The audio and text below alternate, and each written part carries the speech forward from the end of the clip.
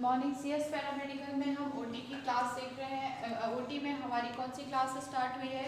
Inhale को क्या start हुआ है? Inhalation anaesthetic agent. क्या स्टार्ट किया हमने? इनहेलेशन, बोलो इनहेलेशन एनेस्थेटिक एजेंट्स। ठीक है, तो हमारा जो इनहेल करके मतलब जो इनहेल का मतलब तुम लोग समझ रहे हो कि जो नाक के थ्रू जो भी एनेस्थीसिया दिया जाता है किसके माध्यम से? नाक के थ्रू। मैंने इसको समझने के लिए एग्जांपल दिया था, जो विक्स होता है, विक्स को जब हमको सर्दी हो जाती है तो हम इनहेल करते हैं ना, वो स्टिक टाइप की होती है, नाक में उसको लगा के सूंघते हैं, इनहेल करना। तो वो मेडिसिन, ठीक है, जिसको हम नाक से सुंघाकर एनेस्थीसिया बेहोशी उत्पन्न करें तो वो क्या कहलाता है? Inhalation anaesthetic agent. ठीक है, तो एनेस्थीसिया किसके माध्यम से? इनहेल में एनेस्थीसिया किसके माध्यम से देते हैं? नाक के माध्यम से देते हैं, नोज के माध्यम से सुंघाकर। किसके माध्यम से? सुंघाकर। किस फॉर्म में होता है ये? गैस फॉर्म में होता है। किस फॉर्म में होता है ये? गैस फॉर्म में होता है। तो फर्स्ट हम देखेंगे क्या? ईथर। ईथर में क्या है? एक इनहेलेशन एनेस्थेटिक एजेंट है।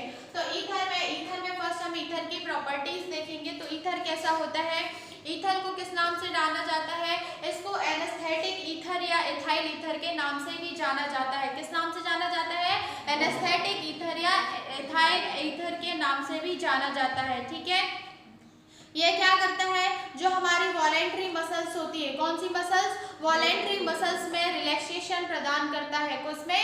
वॉलेंट्री मसल्स में। वॉलेंट्री मसल्स मतलब कहाँ पाई जाती है? वॉलेंट्री मसल्स जो हमारी हाथ पैर के जिन ऑर्गन्स को हम अपनी इच्छा के अनुसार चलाते हैं ना, क्या तुम अपने पेट के ऑर्गन्स को अपनी इच्छा अनुसार चला सकते हो? तो वहां पे कौन सी मसल्स पाई जाती है? Involuntary muscles. तुम्हारे हाथ में कौन सी मसल्स है? Voluntary muscles. ठीक है, तुम्हारे पैरों में कौन सी मसल्स है? Voluntary muscles. तो देखो, ये वॉलेंट्री मसल्स को क्यों रिलैक्स करती है? इनवॉलेंट्री मसल्स को क्यों नहीं करती है? क्योंकि जो वॉलेंट्री मसल्स होती है वो किसकी? हमारी इच्छा के अनुसार कार्य करती है। ठीक है, तो इनको क्या करना पड़ता है? रिलैक्स करती है, मतलब जो वॉलेंट्री मसल्स होती है इनको स्थिर कर देती है। अगर ये वॉलेंट्री मसल्स को स्थिर नहीं करेंगे तो हम क्या करेंगे? जो पेशेंट होगा वो क्या करेगा? पूरे टाइम हाथ पैर चलाता रहेगा। ठीक है, उसके बाद यह अधिक अच्छी औषधि होती है। ये क्या? जो दमा वाले पेशेंट होते हैं, है ना, ब्रोंकियल जो पेशेंट होते हैं जिसको सांस की प्रॉब्लम होती है, उनके लिए यह सुरक्षित होता है। ठीक है, इस एनेस्थीसिया में प्रयुक्त ईथर 85 to 95% मात्रा ज्यों की त्यों फेफड़े से बाहर आ जाती है। मतलब हमने किसको ईथर को किसके माध्यम से दिया? नोज के माध्यम से दिया, तो ये कहाँ जाएगी? सीधे कहाँ जाएगी? लंग्स में। लंग्स से ये 85, जैसे हमने 100% ईथर दिया तो 85 to 95% किसका? ये वापस आ जाती है। ठीक है, मतलब ये हमारे लंग्स को क्या नहीं करती? नुकसान नहीं पहुंचाती है, इसीलिए हम इसको दमा वाले पेशेंट को दे सकते हैं। ठीक है, इसके बाद ये क्या करती है? ईथर एनेस्थीसिया के स्थानीय एनेस्थीसिया को अगर तुमको इंजेक्शन में देना है, अभी तो हम किस माध्यम से जाप दे रहे हैं? गैस के माध्यम से। क्या कर रहे हैं? इनहेल कर रहे हैं। अगर हमको उसको इंजेक्शन फॉर्म में देना है तो हमको किसके साथ मिला के देना पड़ेगा? Adrenaline injection. एक इंजेक्शन एड्रेनलिन इंजेक्शन होता है, उसके साथ इसको मिक्स करके हम इंजेक्शन के रूप में दे सकते हैं। ठीक है, इसके डिसएडवांटेज भी होते हैं। इसके जो डिसएडवांटेज है, इसकी कुछ हानियां भी हैं कि इसमें जो बेहोशी होती है वो देरी से उत्पन्न होती है। कैसे उत्पन्न होती है बेहोशी? देर से उत्पन्न कर होती है। ईथर जो होता है, ईथर से जब हम एनेस्थीसिया देते हैं तो पेशेंट क्या होता है? देर से बेहोश होता है, तथा देर से वो बेहोश हुआ पर होश भी वो देरी से आता है। जैसे हमने उसको बेहोशी दे दी, उसके बाद हम दोबारा उसको पेशेंट को होश में लाना है ना, ऑपरेशन के बाद हम पेशेंट को होश में लाते हैं तो वो होश में भी देरी से आता है। ठीक है, इस दवा से क्या होता है? लंग्स में एक सिक्रेशन होता है। ठीक है, किसके रूप में? सलाइवा के रूप में। ठीक है, जो ऑपरेशन के बाद रोगी को क्या करता है? बहुत ज्यादा इरिटेशन करता है, उसके मुंह से पूरे टाइम सलाइवा निकलता रहता है। ठीक है, यहाँ तक समझ में आया? ईथर गैस क्या होता है? इरिटेटिंग होती है, इससे क्या होने लगता है? वॉमिटिंग टाइप की लगने लगता है, उबकाई आने लगती है। ठीक है, यह यकृत के लिए लिवर के लिए कैसी होती है? विषैली होती है। ठीक है, इसके बाद इक्विपमेंट देखेंगे तो एक क्या आता है? एक आता है वेपोराइजर। उस वेपोराइजर में किसको? ईथर में भर दिया जाता है। ठीक है, और उस वेपोराइजर का कनेक्शन किससे कर दिया जाता है? ब्रीथिंग सर्किट से। ब्रीथिंग का मतलब समझ में आना? ब्रीथ करना, सांस लेना छोड़ना ना, तो ब्रीथिंग सर्किट। जिस सर्किट से क्या जाता है? ऑक्सीजन जाता नाइट्रस ऑक्साइड जाता है, उसी सर्किट से किसको कनेक्ट कर देते हैं, वेपोराइजर को, और एक जो उसका कौन सा इनहेल वाला पार्ट होता है जिसे हमारे नाक में जाना है तो वो कहाँ लगा दिया जाता है, पेशेंट के माउथ में लगाया जाता है। दो ट्यूब के जो वो ब्रीथिंग सर्किट होगी, ब्रीथिंग सर्किट पूरी ऐसी ट्यूब टाइप का होगा, पाइप टाइप का। तो इसका एक कनेक्शन किससे होगा, वेपोराइजर से जहाँ पे ईथर भरा हुआ है, और इसका एक कनेक्शन कहाँ से होता है, नेजल ट्यूब से।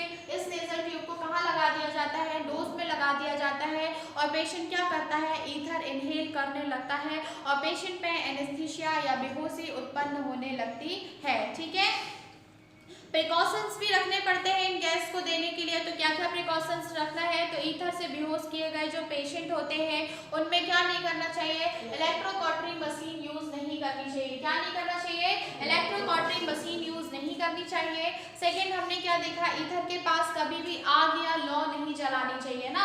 कौन सी अग्नि, जो अग्नि होती है या जो लौ होती है वो कभी नहीं ले जाना चाहिए। ठीक है, इसके ईथर का जो मूल होता है, मतलब जो ईथर कैसा होता है, कैसा होता है ईथर, कैसा होता है, इनएक्सपेंसिव होता है। कैसा होता है, इनएक्सपेंसिव होता है, मतलब इसका जो मूल्य होता है वो कम होता है। विकासशील देशों में आज भी इसका यूज किया जाता है। ठीक है, तो आपने ईथर की प्रॉपर्टीज में फर्स्ट क्या देखा, ईथर कैसा होता है, ईथर की फर्स्ट प्रॉपर्टीज हमने कैसी देखी थी, क्या था ईथर में, क्या कहा जाता है, इसे एनेस्थेटिक ईथर कहा जाता है या इथाइल ईथर कहा जाता है। ठीक है, हम इसको दमा वाले पेशेंट को दे सकते हैं। ठीक है, ये क्या होता है, हम अगर 100% ईथर पेशेंट को दे रहे हैं तो 85 to 95% वायु के माध्यम से बाहर आ जाता है। ठीक है, इसके कुछ डिसएडवांटेज हमने देखे थे, ये कैसी गैस होती है, ये विषैली गैस होती है। और हमने क्या देखा था इसमें डिसएडवांटेज में, हमने क्या क्या देखा था, ये गैस ज्वलनशील होती है, ये पेशेंट को क्या करती है, इरिटेटिंग करती है, वॉमिटिंग आने लगती है, और क्या होता है, ये लिवर के लिए कैसी होती है, विषैली गैस होती है।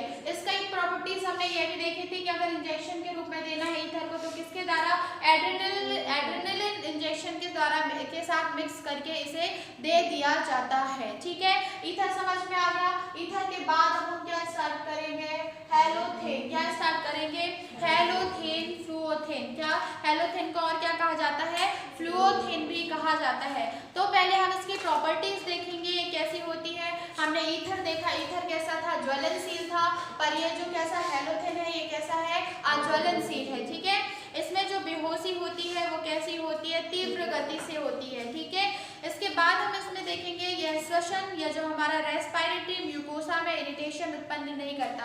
रेस्पिरेटरी म्यूकोसा क्या होता है, ये हमारा जो पार्ट जहाँ पे छोटे छोटे से हेयर्स पाए जाते हैं, नेजल का ये वाला जो पार्ट होता है अंदर वाला, इसे क्या कहते हैं, रेस्पिरेटरी म्यूकोसा।